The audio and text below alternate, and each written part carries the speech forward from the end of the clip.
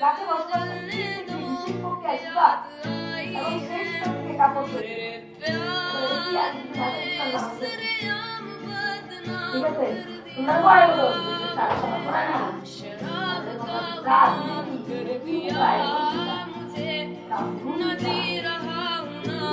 এবার দেখো তোমরা তো জানো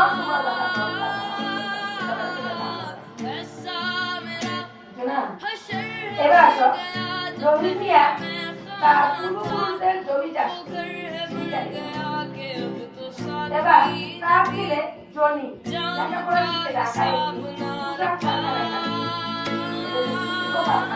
আজকে যে গার্মেন্টস শিল্প প্রতিষ্ঠিত হয়েছে ওই শিল্প কারখানা কাদের কারণে হয়েছে বাংলাদেশের জনগোষ্ঠী বেশি তার মধ্যে মহিলা এক শ্রেণী আছে যারা অলস অবুঝভাবে বাসায় বসে থাকতো তাদেরকে দিয়ে অনেক অনেক কাপড় উৎপাদন করে বিদেশের টাকা উৎপাদন করতেছে তাদেরকে একটা পারিশ্রমিক দেয় নামে মাত্র কিন্তু এর চাইতে কোটি কোটি গুণ বেশি যারা মজুদদাররা যারা ওই সব কারখানা তৈরি করছে তারা ইনকাম করে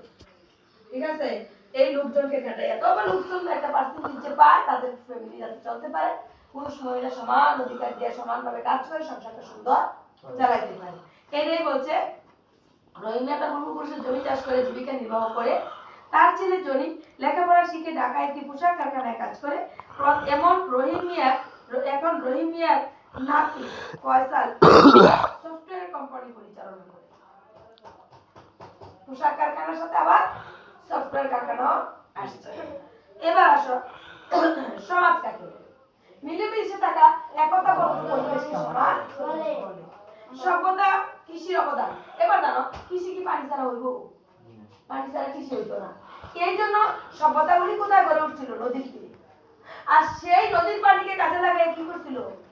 ফসল উৎপাদন করছিল ঠিক আছে নি কৃষির অবদান মানে ফসলের অবদান কৃষির অবদান আমরা বুঝিনি যে বুঝি কথাটা বুঝি মুখ থেকে কান দিয়া এটাই আমরা লিখে দেব কৃষির অবদান মানে হলো নদী নদীর পানি ছাড়া কৃষি ফসল উৎপন্ন করা সম্ভব না আমরা প্রথমে লিখব সভ্যতা কি সভ্যতাগুলি কোথায় গড়ে উঠেছে সভ্যতাগুলি আমরা জানি নদী ভিত্তিক নদীর তীরে সভ্যতাগুলি গড়ে উঠেছে এটা হলো প্রথম প্যারা দ্বিতীয় প্যারা যে লিখব